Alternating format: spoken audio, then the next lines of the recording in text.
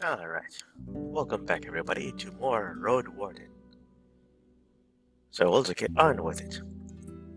Let's see, she stretches out her arm and grabs a bowl. Give me a moment.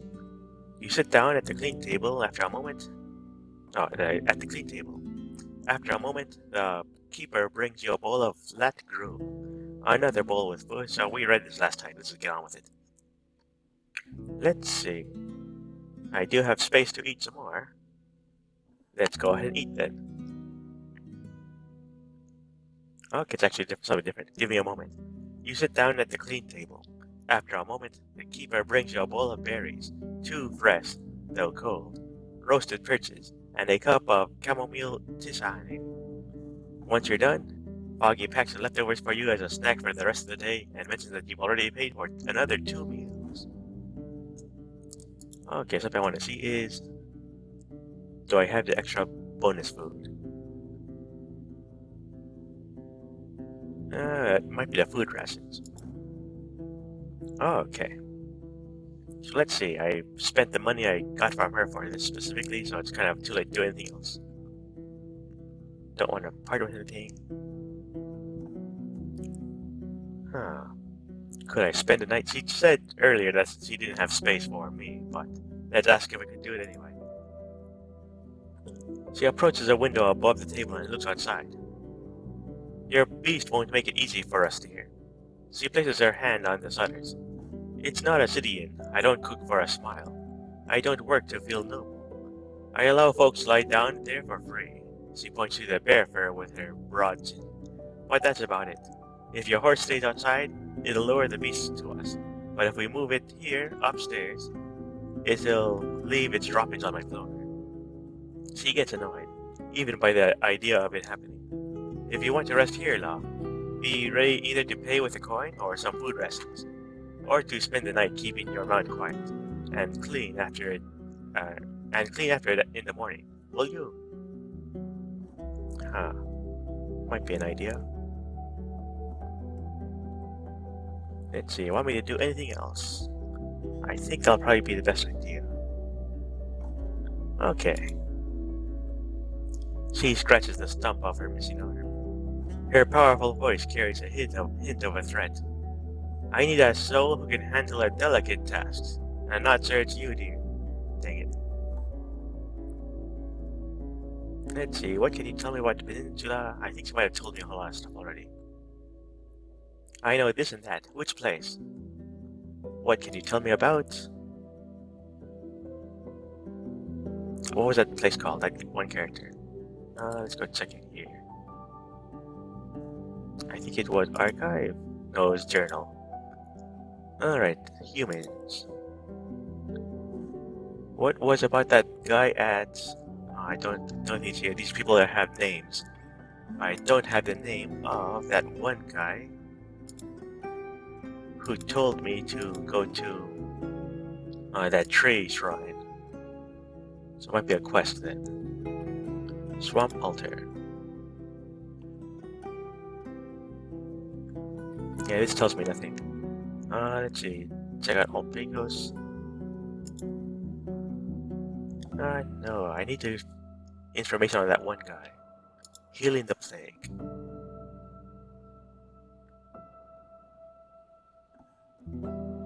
It might be early. Let's see, the old druid from the cave has told me to help sick people. Yeah. So I'll say old druid. That might be correct.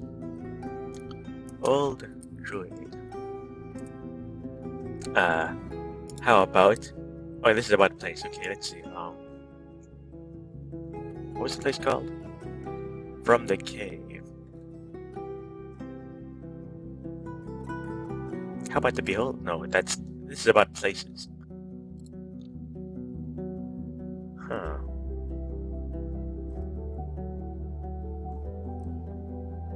Let me think. Oh, how about... What was it? Fallen Tree? No. What is it called? It's called Swamp Altar. Yeah. Okay, how about... Let's see. How about... Let me stink. I'm not entirely sure I care about anything else then. Okay, what heart of the forest. According to the guard in yellow armor, there are treants there. Wolves? No, this doesn't help. Hunters. Yeah, I don't think this is gonna help. Thanks. Okay. See, I've heard that there are some bandits in the north. She makes an annoyed grimace. What can I tell you, dear? You know how it goes. Lost souls need a new path after an awfulness finds them. But the years go by, and it doesn't get any easier. One day, they take off a pile of firewood, another one some bread and clothes. After they start hurting folks, there's no way back, even if they're not all cruel. You ask her some more, but she's reluctant to give you straightforward answers. You don't have to worry about Glaucia's band. They hunt, sometimes take this or that, scavenge after folks who get jumped by beasts. But she never tried to threaten my place. You're safe here. And why would they try to bother a Roadwarden?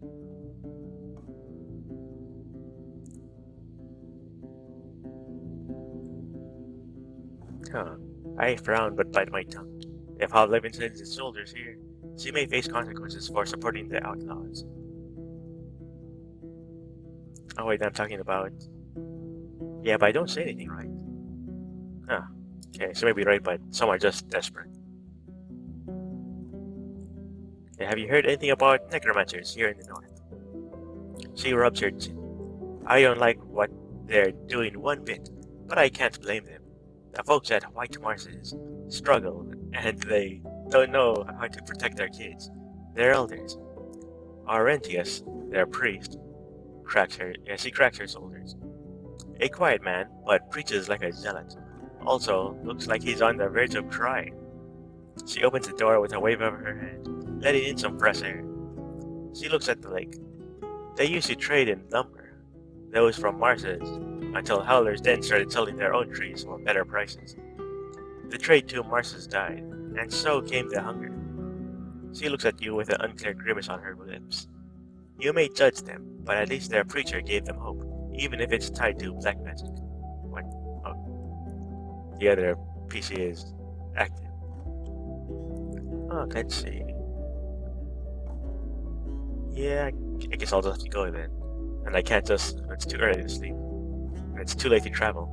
I could go a short distance, I guess, and maybe come back and see what happens.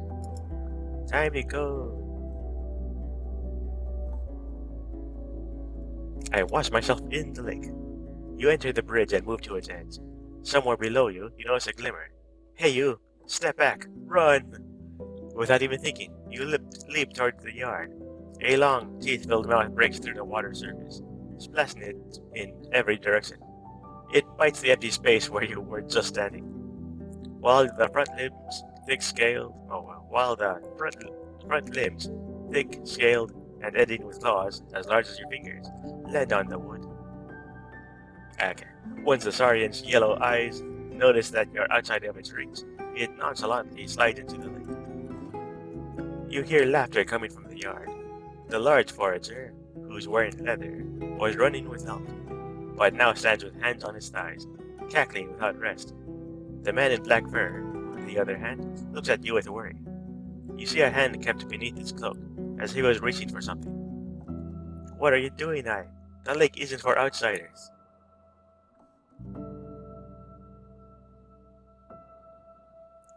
No, whatever. I gasp for air and thank them for the warning. I'll stay away. Don't you worry. He just nods and gestures for his companion to cut it. They both move toward the gate. Okay, there's no reason to really talk to them right now. Let's go travel a bit. So, I hear civilization is to the north. Or that's what I keep hearing. You follow the road spread between the hills and lonely trees, until you reach a solid wooden bridge, not older than a generation. You ride uphill, but Soodle manages to keep up. I'm pretty sure I'm right in him. The dark woods in the south are behind a gently humming creek, while the forest on your right was trimmed by the locals. It's a peaceful journey, at least for some time. After a few minutes, you spot a group of wolves feasting on a fallen furry beast, maybe a wisent. One of them looks toward you. We ride a bit faster. Oh no, it's a cave. The road fades into an old tunnel. There are no signs of mining, no signposts, no human voices. The ceiling is supported by wooden beams, but the light only reaches so far. The chilling wind mercilessly bends the few lonely trees, while the shrubs oppose the weather patiently. The side path leading west is somewhat maintained, and you find both boot prints and cart tracks. It leads higher into the mountains. I tether Sorrel to the tree, then enter the tunnel. Probably this one. Alright, okay, that's just some kind of perspective thing. I thought it was actually a rock blocking the path. Also, for some reason, I'm getting bad feedback on the mic. I hope it doesn't come up in the video. Your mount observes the area anxiously, so you stay for a moment to give it a good scratch under its neck, and say some confident-sounding rubbish. You unpack all the things you need to make a new, simple torch. A log, some old rugs, a bit of oil. You grab your tinderbox and sit on the ground for a couple of minutes, preparing the flint and the linen. Char cloth. Decades ago, before the southern invasion, people used fire strikers made of thick steel. Well, all you have is a cube-like piece of harsh pyrite. It's not the best, but it's enough to make a couple of sparks. The loud, flickering yellow light unevenly hits your cheek with heat. You raise the torch, but hold it at an angle, letting the oil drip to the ground. Drip on the ground. Let's see where the tunnel leads. Wow, it's dark in here. After a few minutes, you follow a fairly straight corridor. The timber supporting the ceiling is decaying, but you don't spot any signs of collapse. The floor is littered with bones and rotten food. Excuse me. Most likely dragged in here by wild beasts, but there are also signs of soot above you, and boot prints left on their dried mud. You reach the crossroads and stop in place. There's no sconce in sight, so you'd have to constantly carry the torch, or lose it for good, and it won't last for long anyway. The draft is hardly noticeable, so looking for an exit in the dark could be dangerous. I guess I can't explore the tunnel unless I use my last new one. So I'm going back outside. I'm actually looking for... Sorrel is observing the short grass with little enthusiasm. Yeah, it's more important that I find that big town. Let's go this way. How long does that take? Okay, it's getting dark then. The road east is beaten and clean, with enough space to fit two wagons side by side. You pass by a few plum trees, apple trees, and cherry trees, but many more stumps, likely belonging to what has been turned into Foggy Lake. The life in the plains is busy and loud, but so far you don't see any lurking beasts. Judging by the many trampled parts of the meadows and the fresh food trails, the foragers search this corner of the peninsula quite often. They didn't leave much behind. Dang it. You reach a tiny pond at the edge of the forest. You ride beneath two trimmed trees, growing on the opposite side of the path. Like columns leading to Wright's temple, shouts and heavy steps prepare you for trouble ahead. Uh-oh. Two cells are circling around each other. One of them is a four-legged saurian, with dark gray skin, as long as your palfrey, but only knee-high. It's wandering left and right along the bank, hissing repetitively, sticking its split tongue out, and then retracting it. The stout monster doesn't look like a born hunter of humans, but its long tail is swinging like a whip. For now, only threateningly so. Yeah. But you don't doubt that getting hit by it would likely break your bones. The second one belongs to a brown-skinned man wearing leather pants, a long brown woolen cloak, and the matching pelt of a wolf on his head and shoulders, like a hunting hood. His voice is both gentle and scared, and he's stretching his hands out in front of him, trying to make the beast stay away as if it's a mouflon. Oh, there's a third one. A third cell is right in the middle of between the other two. A creature you don't recognize from a distance. But it is in a puddle of its own blood and isn't moving. Huh.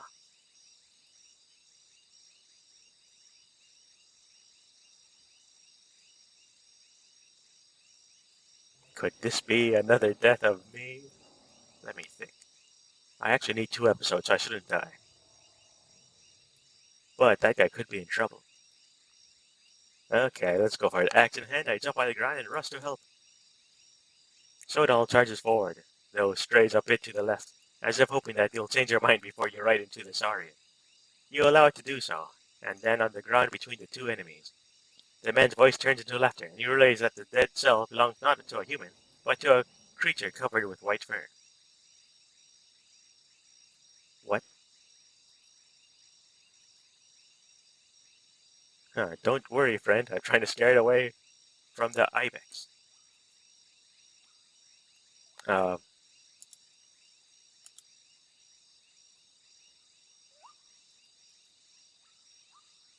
Playful.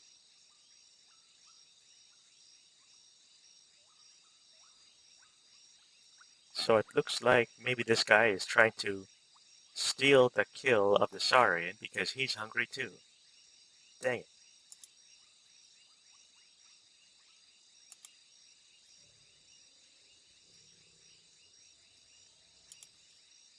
Huh.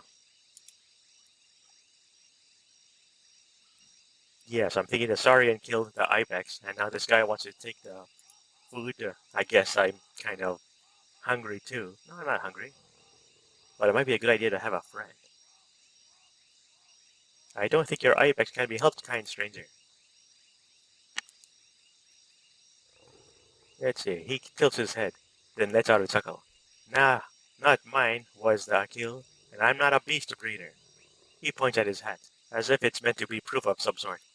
The brown mouth resting on his forehead is quite distracting. But there's food in the middle of the road. How can I look away? This ibex is our destiny friend. After a short pause, he whispers, Say, uh, do you have any fruit in those sacks? Throw some at it. He points to the beast.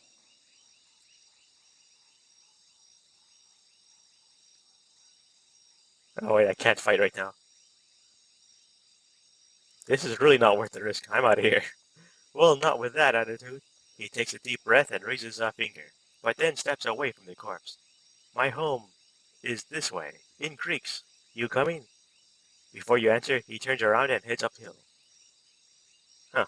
The Saurian observed him for a bit, but you can't read anything in its eyes. Once you grab the reins and lead your mount forward, the beast doesn't waste any time. It puts the ibex's head into its mouth, as if it's trying to swallow the entire creature at once. Huh. I catch up with the man. Okay, I think I'm actually, well, I have a bit of time, but no, I don't have time. I gotta go. So I'll see all of you next time. Bye.